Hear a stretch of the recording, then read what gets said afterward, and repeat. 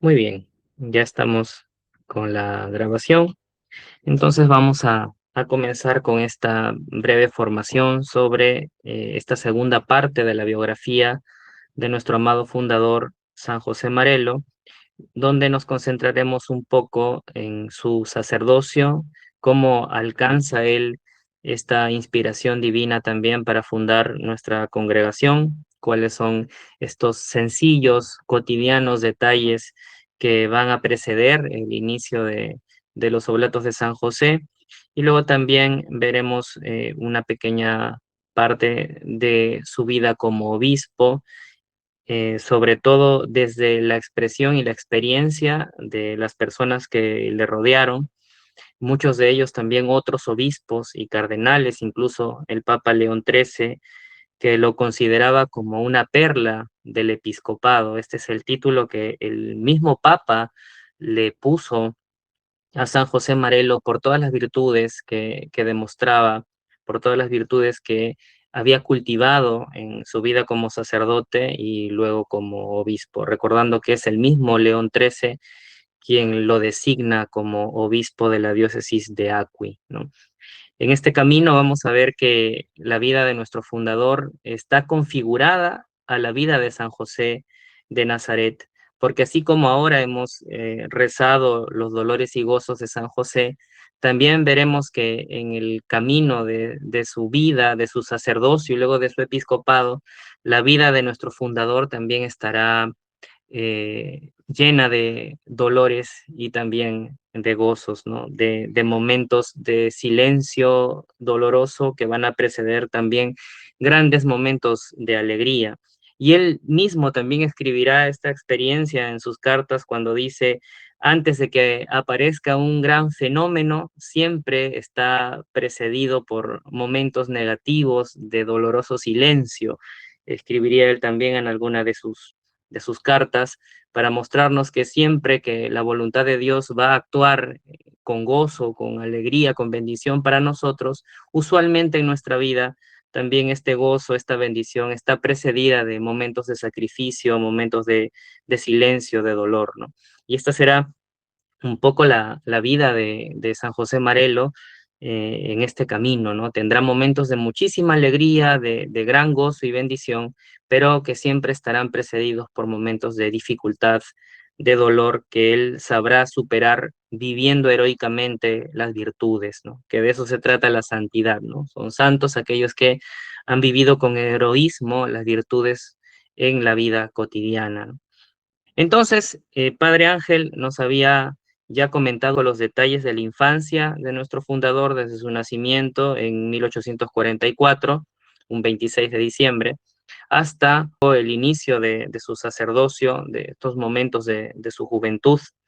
Vemos que Marello vuelve al seminario en el verano de 1864, luego de esta curación milagrosa que atraviesa esta experiencia, ¿no? Mística que va a vivir en este momento de la enfermedad, en la que Dios va a actuar, ¿no? A través también de esta imagen que tiene, ¿no? Entonces él va a tener esta experiencia, ¿no? De la presencia de la Virgen Santísima con el niño en brazos, que le muestran el hábito talar, es decir, como una referencia de que él vuelva al seminario, que vuelva a los estudios eclesiásticos.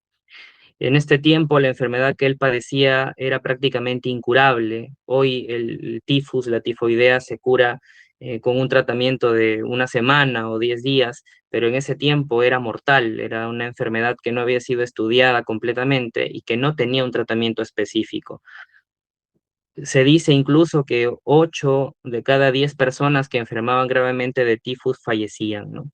Y en la agonía es que Marello tiene este momento, esta visión en la que Dios le indica, de cierto modo, en su corazón, porque no tenemos una referencia de que haya sido realmente una visión, pero sí una inspiración de su corazón para entender que la Madre Santísima le pedía volver al seminario, ¿no?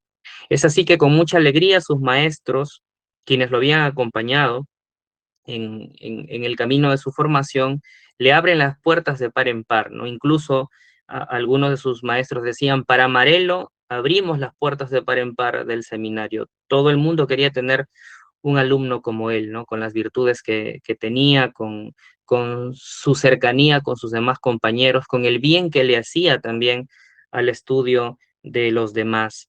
Es así que él vuelve y luego de una formación rigurosa, muy dedicada, incluso acompañando como asistente en el seminario y como consejero y ayuda de sus compañeros menores, se ordenará finalmente junto a 11 de sus compañeros un 19 de septiembre de 1868, poco antes de cumplir los 22 años, ¿no?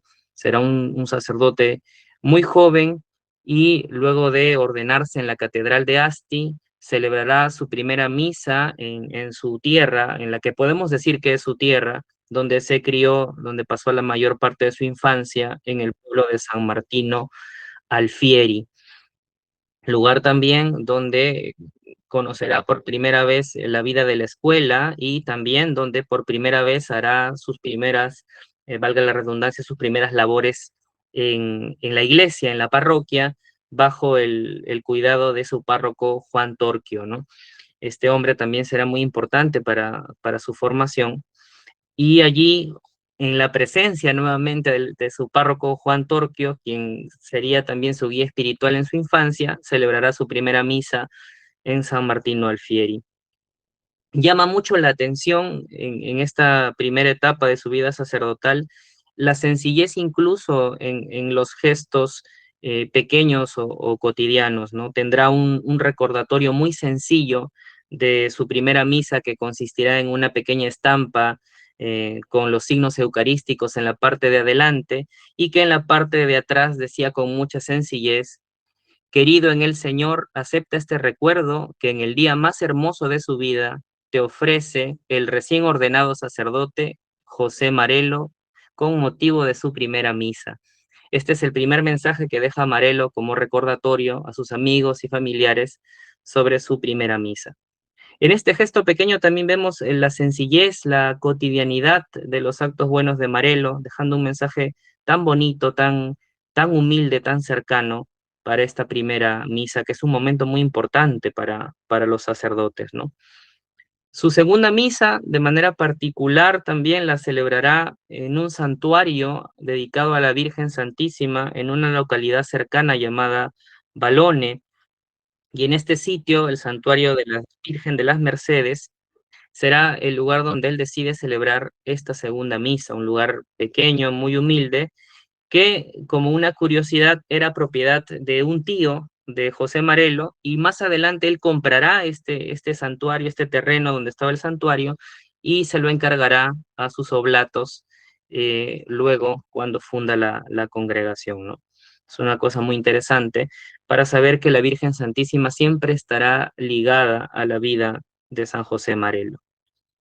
Nada más ordenado sacerdote, en 1869, cuando recién tenía un año de labor, viendo sus virtudes y también sus talentos humanos, Monseñor Carlos Savio, obispo de Asti, quien había también ordenado a Marelo y a sus compañeros, lo elige como su secretario. Le dice una frase muy parecida a esto, ¿no? Usted no irá ni será enviado a ningún lado, sino que se quedará aquí en Asti para servir y colaborar con su obispo. Marelo en un principio no sabía qué decidir, nos lo cuentan mucho de los textos de Frente al Semáforo o la biografía de Paolo Rizzo también nos cuentan que en un principio no era deseo de Marelo quedarse en Asti y ser secretario, quizá un poco un funcionario del obispo, sino que su sueño más grande era ser enviado a una localidad pequeña y servir allí a la gente, al pueblo, como un humilde sacerdote. Sin embargo, Dios tenía otros planes para él y con mucha obediencia deja de lado este sueño, este deseo y acepta acompañar a su obispo como secretario. Una decisión que luego también será providencial porque lo llevará también a cumplir otros ideales que más adelante el Espíritu Santo irá inspirando en su corazón, ¿no? Nos dicen también sus biografías que durante este tiempo, sus primeros años como sacerdote, su primer apostolado siempre será el ejemplo y la oración. Siempre se podía encontrar al padre Marelo frente al Santísimo, dentro del templo. También lo encontraremos dando el ejemplo, ayudando a los más necesitados, encontrándose con la gente, siempre cercano, siempre acudiendo a todo lo que el obispo necesitara, ¿no? Entonces, el primer apostolado de nuestro Padre será su ejemplo, su oración y la obediencia a su obispo, ¿no? A la unidad con la iglesia. Más adelante también, cuando es elegido como asistente de los clérigos, su segundo apostolado también será la palabra y la acción. Comenzará a acompañar a los otros sacerdotes, eh, convirtiéndose en un custodio de la gloria de Dios y también en un promotor de la santidad entre los sacerdotes del clero diocesano de Asti, muy reconocido por muchos otros clérigos que dirán de él como un gran padre, un gran consejero, un gran amigo, un gran acompañante en este camino del sacerdocio que ya de por sí en este tiempo en la sociedad italiana era un camino muy difícil. Italia había pasado una guerra de unificación, ya lo vemos en detalles anteriores que hemos visto en la charla pasada, ¿no? Esta guerra de unificación hará que incluso Marelo tenga dificultades para continuar los estudios en el seminario. Será este momento de la guerra también algo que influirá en su deseo temporal de salir de los estudios eclesiásticos, pero también la guerra traerá un muy notorio anticlericalismo en la sociedad italiana, lo que va a generar pues muchas posiciones y pensamientos encontrados con respecto a la iglesia y el cristianismo, y por eso la vida para el sacerdote de la Italia de ese tiempo será una vida muy difícil, que requerirá mucha lucha interior, mucha lucha espiritual, pero también mucha lucha dentro de la sociedad para poder cumplir su trabajo en una sociedad que se estaba apartando, se estaba alejando de la religiosidad y de la idea de Dios, ¿no? Marelo también en estos primeros años tendrá otro apostolado, un apostolado que ha llegado hasta nuestros tiempos y que seguramente en muchos de nosotros como laicos josefinos ha dado efecto, ha dado fruto. Y este será el apostolado de la escritura, de la carta. Marelo escribirá muchas cartas sentidas donde conforta, aconseja y alienta a sus más cercanos amigos, muchos de ellos, en su mayoría, también sacerdotes, donde los alienta a no desfallecer en esta hermosa vocación que habían elegido, donde incluso les envía consejos para poder resistir las pruebas, para poder mejorar en sus apostolados, y donde también les pide, eh, incluso les ruega que le escriban, que en cuanto tuvieran una necesidad, pues acudieran a él, ¿no? Siendo ya un padre incluso para sus amigos. Estas cartas que hasta hoy conservamos como un tesoro en nuestra congregación, que han construido nuestra espiritualidad, también de cierta manera construirán y ayudarán a salvar la vida y la vocación de muchos de sus amigos en estos primeros años del sacerdocio. Sumado a estos momentos que vivía como secretario del obispo, estará también muy arraigado en su corazón este apostolado de la vida contemplativa. San José Marelo, desde su tiempo en el seminario, tendrá una vida contemplativa muy intensa, muy marcada por la oración silenciosa y también por el retiro silencioso en ciertos momentos que le permitían cultivar la vida espiritual. Luego también tendrá una experiencia muy importante cuando es elegido por su obispo como asistente en su participación en el Concilio Vaticano I, convocado por el Papa Pío IX, y que inicia el 8 de diciembre de 1869. Marelo participará de las sesiones de este concilio como asistente de su obispo y también tendrá algunos encuentros con el cardenal Pecci, que luego se convertirá en el Papa León XIII. En estos encuentros, el cardenal Pecci también conocerá no solamente a Monseñor Carlos Sabio, sino que tendrá algunas agradables conversaciones con nuestro fundador mientras será asistente de su obispo en el concilio.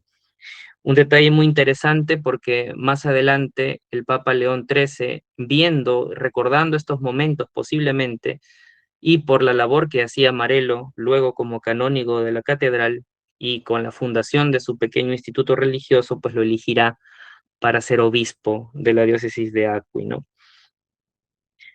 Este momento será muy importante para Marelo, el momento del concilio, porque aquí también, un año después, el 8 de diciembre de 1870, verá él a San José siendo erigido como patrono universal de la Iglesia, como protector universal de la Iglesia de Cristo.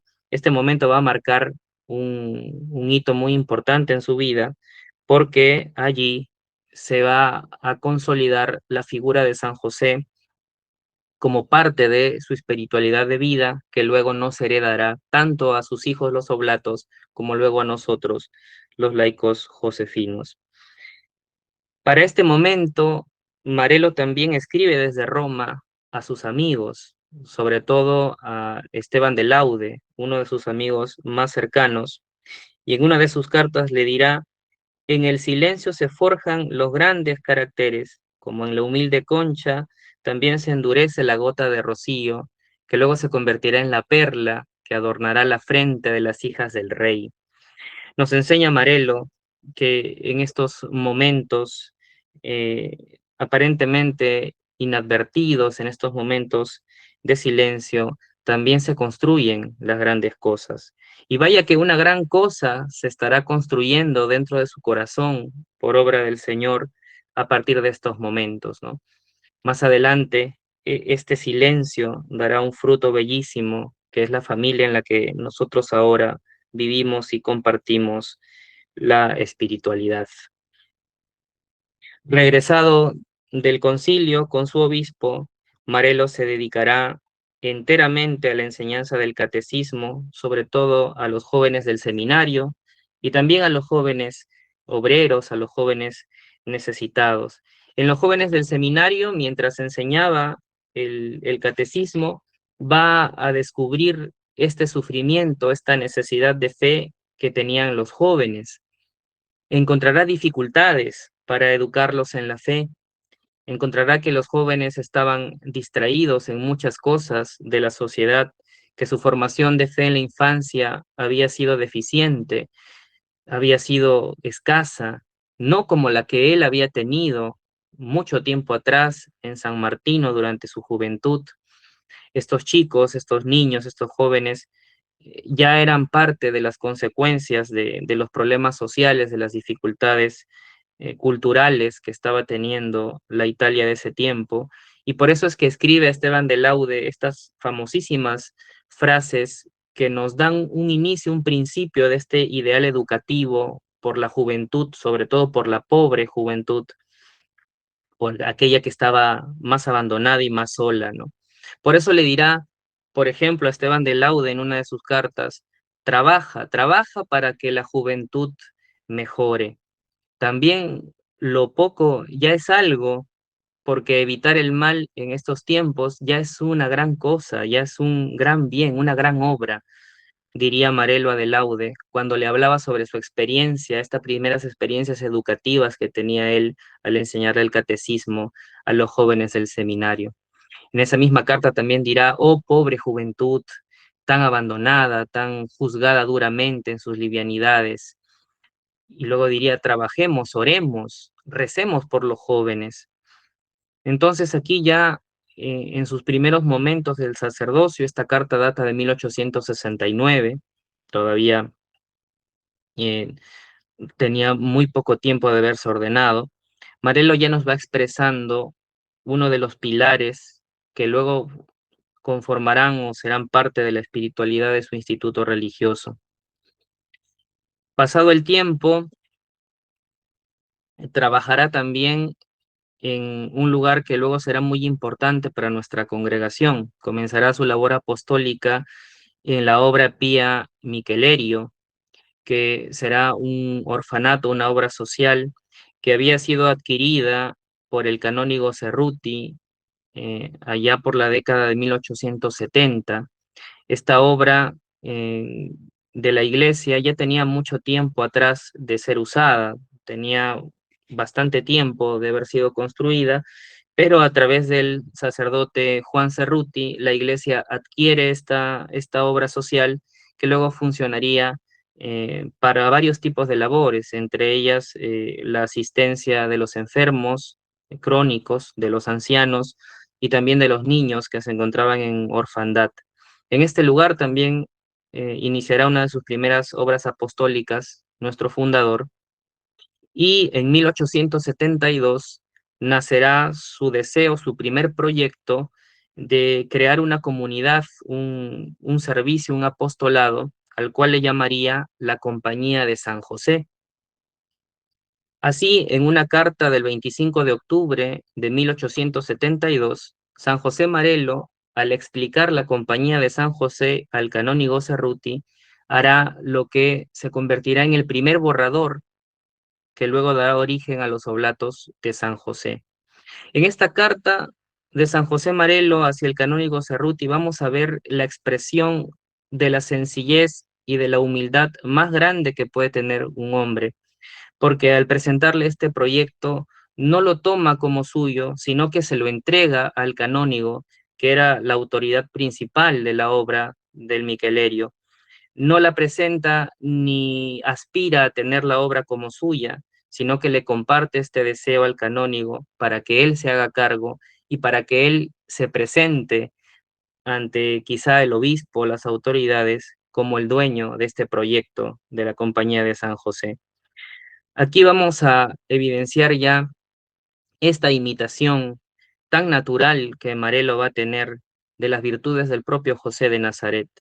Vamos a descubrir que este era su estilo, el de trabajar y no aparecer, el de hacer y no ser reconocido, el de darle rienda suelta a su amor, a su caridad, pero al mismo tiempo esconderse para no ser reconocido, para no ser aplaudido, incluso entregando sus ideales y sus proyectos para que otros los presenten y para que él permanezca lejos del reconocimiento, en un escondimiento voluntario que luego también va a heredar en parte como carisma a los oblatos de San José. En un principio, esta compañía de San José es proyectada por Marello para que no tenga ningún vínculo particular que no sea la caridad. Él escribirá en esta carta que el vínculo de la compañía de San José, de quienes pertenezcan a ella, será la caridad, y que basta tener la buena voluntad de comprometerse a hacer los intereses de Jesús. Por eso, líneas más abajo dirá, todos pueden pertenecer a la compañía de San José. Solo basta tener la buena voluntad de colaborar, de hacer los intereses de Jesús. En esta carta también desarrollará el sentido de la obediencia y el hecho de que sea el amor quien sea el único acto particular que una a los hermanos de San José. Mientras proyectaba estos ideales e iba creciendo en su corazón el deseo de hacer tantas obras de bien por los jóvenes, por los enfermos, creando esta compañía, un año después, el 17 de mayo de 1873, fallecerá su padre, Vicente Marello, lo cual provocará un gran dolor en nuestro fundador. Y dicen sus biografías, pareciera que después de la muerte de su padre, por un tiempo, su corazón afligido dejó de lado, de cierta forma, estos sueños de la compañía de San José y de estos ideales de apostolado que tenía en su interior. Va a tener un tiempo de desierto, de silencio, como él mismo luego expresará en sus cartas, pero también será un tiempo de mucho fruto, a pesar del alejamiento de sus ideales apostólicos, porque en este tiempo Marelo se dedicará a la vida contemplativa y al silencio. Descubrirá que la contemplación y el silencio guardan una riqueza y una belleza espiritual muy grande y se sentirá muy atraído por este estilo de vida religiosa.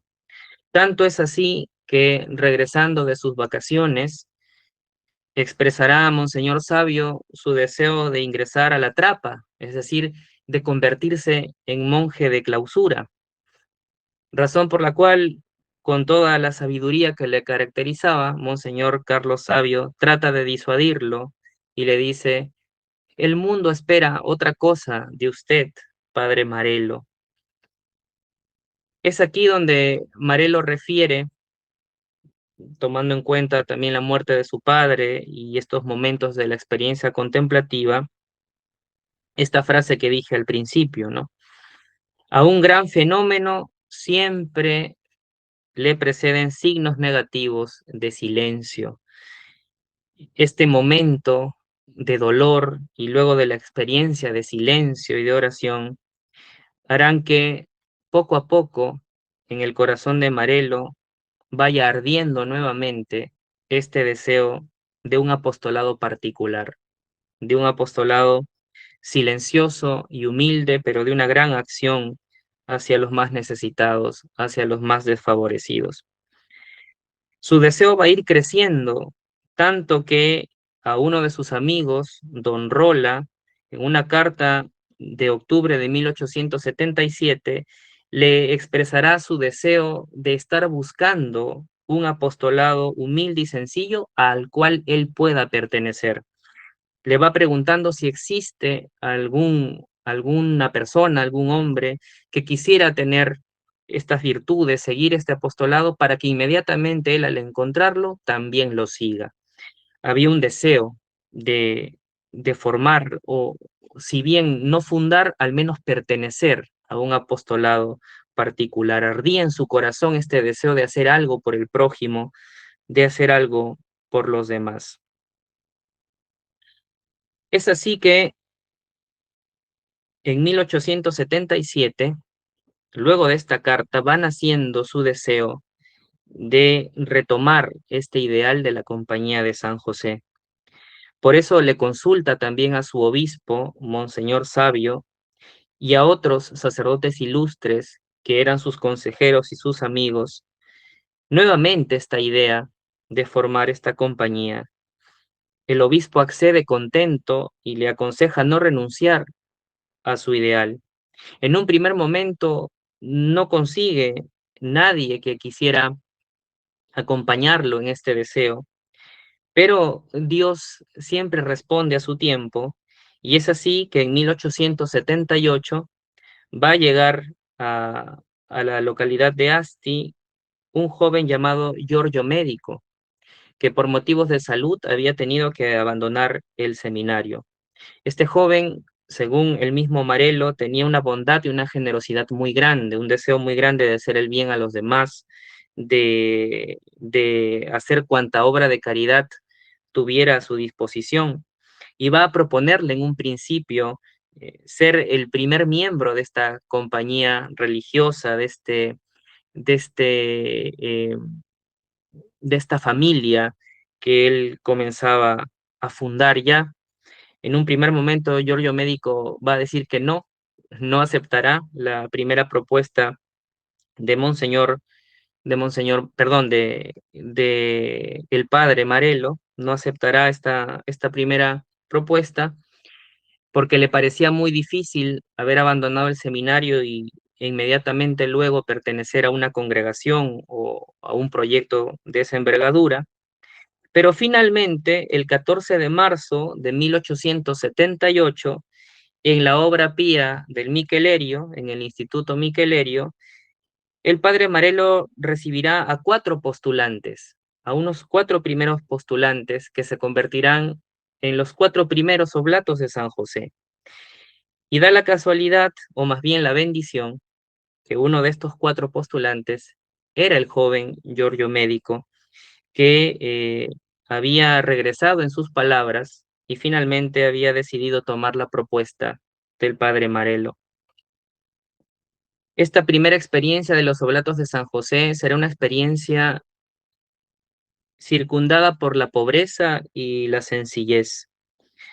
Iniciarán sus labores en un pequeño cuarto alquilado de la obra Pía Michelerio, con pocos muebles y un ambiente dividido por un armario y unas cortinas. Un lado servirá para atender a los extraños, para dar el servicio quizá a las personas, y el otro lado servirá para sus estudios, para la oración, para la vida en común.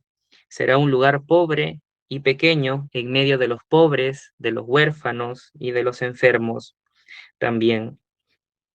En este primer momento, los primeros oblatos, estos 4 primeros postulantes, se dedicarán a labores nobles y pequeñas, a trabajos sencillos y cotidianos, y también a la vida de contemplación y de oración. Todos los días el Padre Marelo los formará y los educará en esta vida de fe, de oración, de espiritualidad, y siempre les dirá: sean cartujos en casa y apóstoles fuera de ella. Muchos de ellos refieren esta frase como la frase que les decía antes de salir de la habitación de la casa para hacer sus labores apostólicas. Siempre les repetía: sean cartujos en casa y apóstoles fuera de ella. Así, un año después, en 1879, estos 4 postulantes vestirán por primera vez el hábito religioso. Hasta ese momento, la providencia no había determinado que esta primera compañía de San José, este primer instituto que pasaría a llamarse los Oblatos de San José, fuera una congregación de sacerdotes, una congregación religiosa.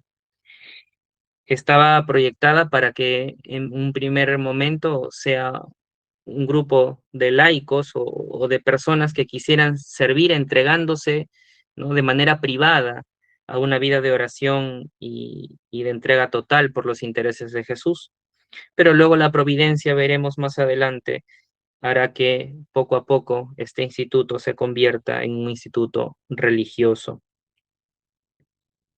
Pero las cosas no siempre son fáciles en, en nuestra vida, ¿no? Es así que en 1881, el 1 de julio, fallece el gran protector de este pequeño instituto que se comenzaba a formar. Fallece Monseñor Carlos Savio, obispo de Asti, y con su fallecimiento llega mucha preocupación entre los oblatos de San José, porque el fallecimiento de Monseñor Savio le quitaba un poco el protector, la autoridad que en ese momento protegía a esta pequeña congregación que recién estaba naciendo. Y luego asume la diócesis de Asti Monseñor José Ronco, un hombre de carácter duro, muy diferente a Monseñor Savio, que había sido el consejero y el guía espiritual del padre Marelo en sus primeros años, con quien había compartido muchas cosas, incluso la atención de la diócesis, el Concilio Vaticano I.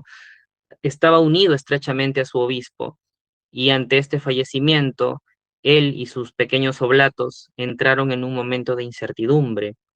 Tal es así que cuando él se acerca por primera vez a Monseñor Ronco para presentarle su proyecto de los Oblatos de San José, este recibe la carpeta y la deja en el despacho y nunca la revisa, nunca la leyó. Pero Marelo, poco a poco, con sus acciones, con esta fama de santidad que ya le rodeaba entre la gente de Asti, sin querer va a darse a conocer a Monseñor Ronco, que luego de un tiempo también se convertirá en el fiel protector de esta congregación que había comenzado a formarse, que había comenzado a nacer. En un primer momento no toma interés, pero luego, viendo las virtudes y las acciones de Marelo y sus oblatos, con el tiempo se convertiría en un gran protector para este instituto religioso. En 1883 ingresa a la congregación por primera vez un sacerdote. Ingresa el padre Juan Bautista Cortona, que recientemente se había ordenado y que por voluntad propia decide integrar los oblatos de San José. Este momento va a ser muy importante porque va a cambiar, ¿no?, de manera radical la idea que el padre Marelo tenía sobre su pequeña compañía religiosa. Y él también escribirá, ¿no?, en sus cartas, que era deseo de la providencia este cambio. Así, al recibir al padre Juan Bautista Cortona, también se abre la posibilidad de que sus postulantes, sus pequeños hermanos, comenzaran los estudios eclesiásticos para convertirse también ellos en sacerdotes. Así va a transcurrir la vida de los oblatos de San José en el Instituto Miquelerio, en medio de los pobres, de los enfermos, en medio de las obras de caridad, y cada día más jóvenes de corazón valiente irán uniéndose a esta misión, se verán atraídos por este estilo de vida tan particular que el padre Marelo inculcaba a sus hijos espirituales, y cada vez serán más los que se unirán a este proyecto, a este pequeño proyecto religioso de los Oblatos de San José. En 1888, el padre Marelo también será elegido canónigo de la Catedral de Asti, y con esto también se ganaría finalmente el favor de Monseñor Ronco, quien luego permitiría que los hermanos de San José, que así les llamaban a los oblatos en un primer momento, pues pudieran hacer o acceder a los estudios eclesiásticos para convertirse en sacerdotes. Ya para 1882, habían ciertas dificultades para los oblatos con respecto al espacio. En sus apostolados tenían tanta gente que asistían, que atendían, que ayudaban, que al final en la obra del Miquelerio ya no les quedaba espacio para poder asistir a tanta gente.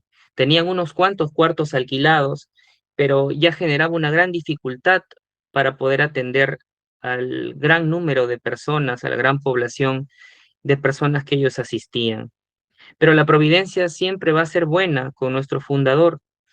Es así que en octubre de 1882, un benefactor, un hombre benévolo llamado Juan Cerrato, le propone entregarle un edificio que antes había sido un convento de las hermanas Clarisas, que habían sido expulsadas por la guerra de este edificio y que había sido adquirido por este benefactor, y él le ofrece al padre Marelo la posibilidad de dirigir esta obra, este edificio, y de finalmente, si era posible, pues quedarse con él.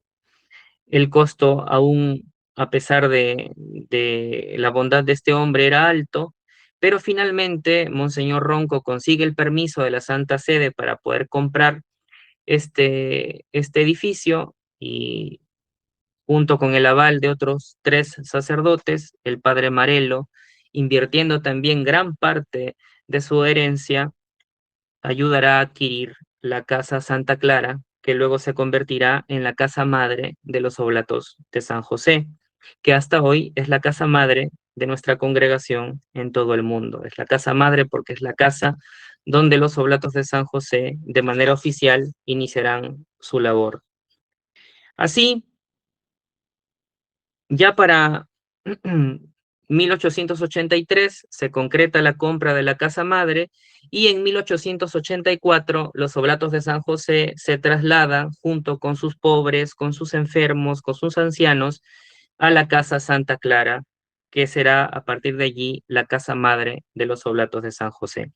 En la Cuaresma de 1884 abrirán su primera escuela nocturna para el catecismo de los jóvenes obreros, y en noviembre de ese mismo año abrirán su primera obra educativa, que será llamado el Colegio Santa Clara. El padre Marelo le permitirá a sus oblatos tener esta primera experiencia de la obra educativa, y podemos decir que ésta se convertiría en la madre de todas las obras educativas que hoy los oblatos de San José tienen en el mundo. Ya había mucha fama de santidad para nuestro fundador, aun cuando todavía era un sacerdote. Así tenemos una experiencia de 1888 que cuenta uno de sus alumnos, de uno que fue sus alumnos en esta pequeña escuela, la Escuela Santa Clara, que nos dice que un día, jugando en el recreo, estaba en un columpio y sale volando de él, ¿no? Por una mala maniobra, los niños juegan así, y cae de cabeza directamente en el concreto, en el piso, y él cuenta que quedó medio muerto en el suelo. Pero luego, inmediatamente, el padre Marelo se acerca a él y él siente, ¿no?, que le regresa la vida, el ánimo para levantarse y termina levantándose como si no pasara nada. Esta es una de las experiencias que quienes las relatan las consideran también milagrosas, ¿no? Este aire de santidad, este olor a santidad ya rodeaba a nuestro padre fundador ya en su etapa como sacerdote. Así va a pasar el tiempo como canónigo de la catedral y también acompañando a sus oblatos que cada día crecían y aumentaban también en sus obras. Habrá también el apoyo de las hermanas vicentinas, quienes serán las primeras en trasladarse a la Casa Santa Clara y apoyar con la atención de los enfermos crónicos y los ancianos, y toda esta obra crecía para la gloria de Dios durante este tiempo, hasta que el 23 de noviembre de 1888 llega eh, a la Casa Obispal de Asti una carta de la Santa Sede donde decía que el canónigo Marelo había sido elegido por el Papa León XIII para ser obispo de la diócesis de Acqui. Este momento habrá sido un momento muy difícil para el padre Marelo y sus oblatos. Se cuenta incluso que luego de comentarles esta noticia a sus oblatos de San José, estos le dirían, le rogarían: no nos dejes, padre, no nos abandones. Un gran dolor entonces nace en el corazón de nuestro fundador, porque se ve en la posibilidad de abandonar a sus oblatos de San José para acceder a este pedido del Papa. Un pedido que en un primer momento él decide en su interior negar, decide decirle que no, pero por consejos de Monseñor Payela, otro obispo de gran bondad, de gran generosidad, que le dice: el Papa se pone muy triste cuando los sacerdotes que él elige se niegan a convertirse en obispos, para no generar tristeza en el corazón del Papa y tomando en cuenta su gran obediencia, el padre Marelo acepta la ordenación episcopal y acepta su nueva misión en Acqui. Esto generará también un gran dolor para sus oblatos y sobre todo para él, que tendrá que dejar a su congregación apenas nacida, con algunos años de labor, para convertirse en el padre y el pastor de una nueva comunidad.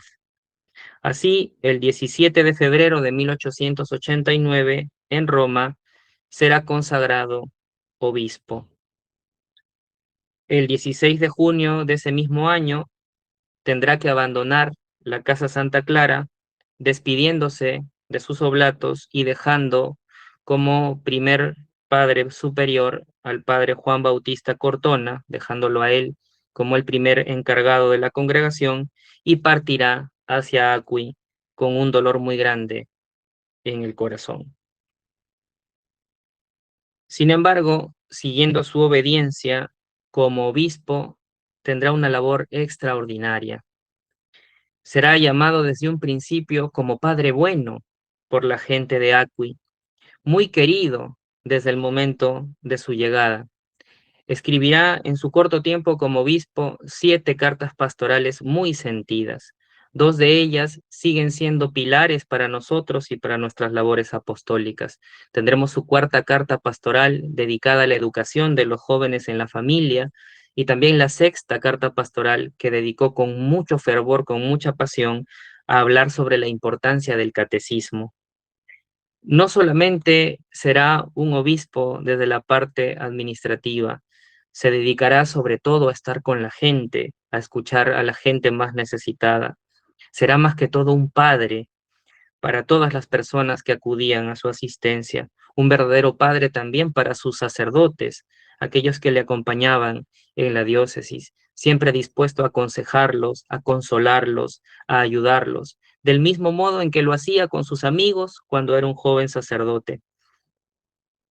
Así transcurrirá la vida de Monseñor Marelo. Nunca se olvidará de sus oblatos, siempre les escribirá cartas, sobre todo dirigidas al padre Cortona, en la que enviará consejos y cariño para sus oblatos.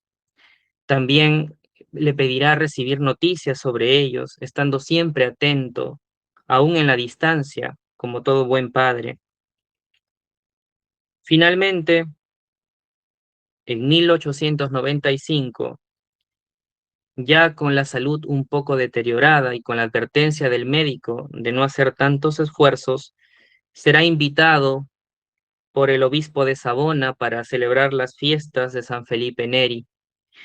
Ya por su salud un poco deteriorada, que él intentaba un poco no atender, no escuchar, concentrado en el trabajo y la atención a los demás en su labor apostólica como padre y pastor de Acqui, el médico le recomienda no viajar. Pero aún así, como Monseñor Marelo había dado ya su palabra, el 25 de mayo de 1895 estaría llegando a Savona para las celebraciones eucarísticas por estas fiestas a las que lo habían invitado. El 26 de mayo celebra la misa y al terminar ella, al salir del templo, se desvanece. Un sacerdote que estaba en ese lugar lo ayuda para no caer al suelo y esto genera gran conmoción y preocupación en ese momento entre la gente. Era domingo, este 26 de mayo.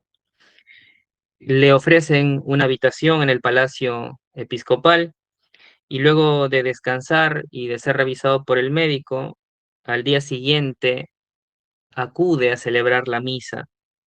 El doctor le recomienda no partir para Acqui. Él desea celebrar la misa el día 27 y luego volver a su diócesis, pero lo convencen para que se quede un día más. El 27 de mayo de 1895 celebrará la que será su última misa en Savona, en el mismo lugar donde la Virgen lo invitó, lo llamó para convertirse en sacerdote en aquel viaje con su padre cuando tenía 11 años. El día 28 de mayo permanece de pie todo el tiempo, sin descansar, pide volver a Acqui, donde estaba su pueblo, ¿no? El pueblo que el Papa le había entregado y Dios a través de él quería volver allí, asistir a su gente, seguir cumpliendo con su misión, pero las fuerzas ya no le alcanzaban. El día 29 de mayo ya no tenía fuerzas para ponerse de pie, permanecía en el sillón de la habitación que se le había asignado y luego ya no se levantó de la cama. En la mañana del 30 de mayo de 1895, nuestro padre fundador es revisado por el médico y aparentemente no le ve un problema para regresar a su diócesis. Sin embargo, ese mismo día por la tarde su salud empeora gravemente. Así, el 30 de mayo de 1895, minutos después, minutos antes de las 6 de la tarde, nuestro padre fundador entregará su vida a Dios con tan solo 50 años, un poco antes de cumplir los 50 años, después de haber gastado toda su vida en la atención a los más pobres, a los enfermos, de haber entregado todo su amor y todo su corazón a los oblatos de San José, al pueblo de Asti y luego a la diócesis de Acqui como obispo, los trabajos, las fatigas, por última vez en también la tierra de Savona, donde había encontrado su vocación, tendrán su recompensa con el ingreso a la casa del Padre, con la gloria de Dios. Así, nuestro Padre San José Marelo terminaría su recorrido por, por esta tierra, por esta vida, no sin dejar una herencia valiosísima en sus oblatos de San José. Él no va a ver a la congregación eh, aprobada oficialmente por la Santa Sede, eso será mucho después, pero con el favor de Dios, luego los oblatos de San José crecerán gracias a estas enseñanzas y a esta herencia que brota del corazón del fundador. Así, en 1915, los oblatos de San José enviarán su primera misión fuera de Italia, será enviada a Filipinas, donde tendrán ellos su primera misión fuera del lugar de su fundación, de su lugar de origen, y más adelante, en 1948, llegarán al Perú. Pero eso ya es parte de una reflexión que veremos más adelante.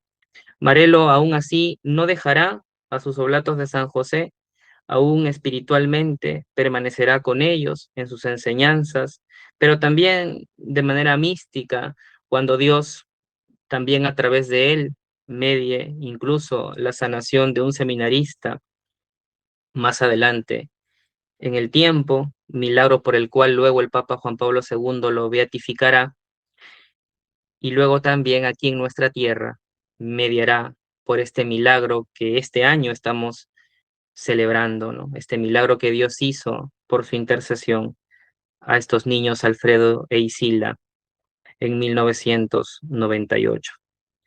Entonces, queridos hermanos, este ha sido un pequeño resumen de esta parte de la vida de nuestro fundador, de cómo nace nuestra congregación y cómo luego también se convierte en obispo. Hay un detalle muy particular que quiero mencionar aquí al final. A Marelo siempre se le dice que es una perla del episcopado, que es una perla de obispo.